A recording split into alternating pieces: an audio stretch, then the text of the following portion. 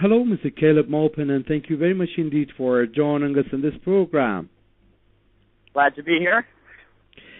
About who are really behind the deadly violence that is going on in Iraq. We just had Iran's leader talk about the fact that there is no Sunni-Shia war that is going on here, and he mentioned the fact that the U.S. and some of its allies are behind what is going on in Iraq. How would you describe the position that the U.S. has? We heard from the U.S. President Barack Obama talk last week or a few days back in that press conference that they are ready to offer not only the 300 advisors, the so-called advisors, but also, of course, pinpoint airstrike where it is required.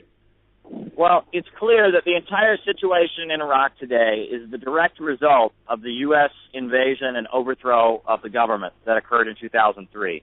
The way Iraq is now is directly linked to what happened in 2003 when the U.S. government invaded and overthrew the Iraqi government. And since then, things have not gotten better for the people of Iraq. They've gotten far, far worse.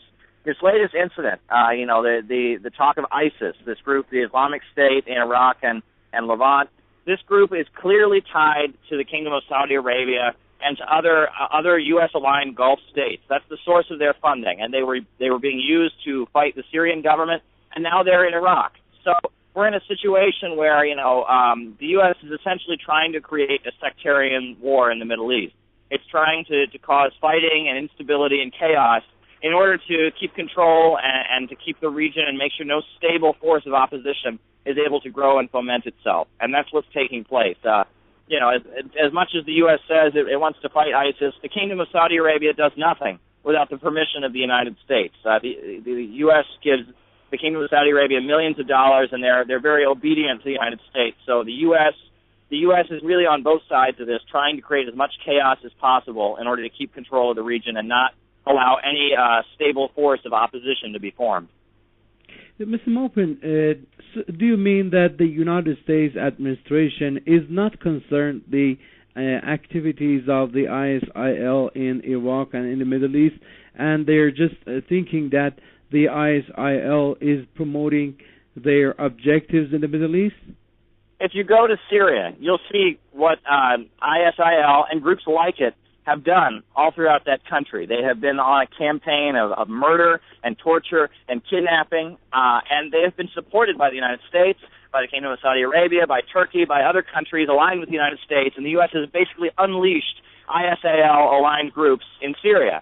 But now they expect us to believe that now they're in Iraq, the U.S. is opposed to ISIL. Something's going on here.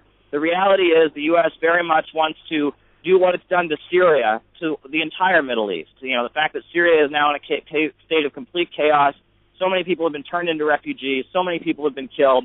If they can replicate that situation and turn the Middle East into just a big battlefield, then they can keep control. And then there can be no stable force of opposition, there can be no independent economic development, and the U.S. oil companies can maintain their monopoly and their global economic power. And that's what the U.S. wants, and that's why it's always stirring up a conflict. It's always in all the countries the U.S. has intervened in, whether it's Iraq, Afghanistan, Libya, the result is never a stable, peaceful country. The result is instability, chaos, and suffering. That has been the fruit of U.S. foreign intervention, and that's what we're seeing in Iraq.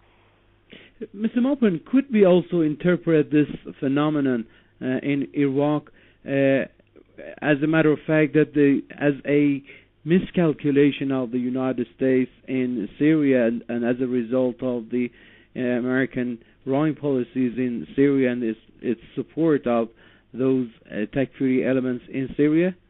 I don't think this is a miscalculation at all. I think that the U.S. very much wants instability, fighting, and chaos all throughout the Middle East. They especially want to attack countries like the Islamic Republic of Iran that have been independent and have fought for independence. And they are looking to sow instability and chaos throughout the Middle East, and they're achieving their aim. This latest incident in Iraq, the fighting between ISIL and its allies and the Maliki government, this fighting that's going on, this rising instability in Iraq, this is exactly what the United States wants. And the talk of sending military advisors, that creates a justification for the U.S. to have a base in the area, for the U.S. to continue its operations in the Middle East. This is exactly what the United States wants. The United States is very happy with this situation. The billionaires and the bankers that run the U.S. government and really make the decisions in this country are very happy with the situation in Iraq right now. And one final question, very briefly, Mr. Maupin. Talk about the performance of some mainstream media, the Western media, that they're trying to portray this, let's say, incident in Iraq as if there is, they want to fan the flames of sectarian violence in Iraq to show that this is a fight between Sunnis and Shiites and so forth. But this is not really the case. Don't you agree? I absolutely agree. Right after the U.S. invasion of Iraq, immediately the U.S. and Western media began proclaiming, oh no, there's going to be a war between Sunnis and Shia. And the U.S. and their allies did everything they could to make that come true. The reality is that, the people in the Middle East, there's not a desire to kill each other based on religion. Really, the forces that have been the strongest in the Middle East are the forces calling for unity and cooperation between different people and different religions and different desires for independence. And it's the United States that is really trying to foment and the sectarian fighting and say that that's the reality of what's going on. The U.S. very much wants that to be true, but the reality could be quite different. Well, thank you very much indeed for joining us in this program, Mr. Caleb Maupin. I'm glad to be here as always. Thank you.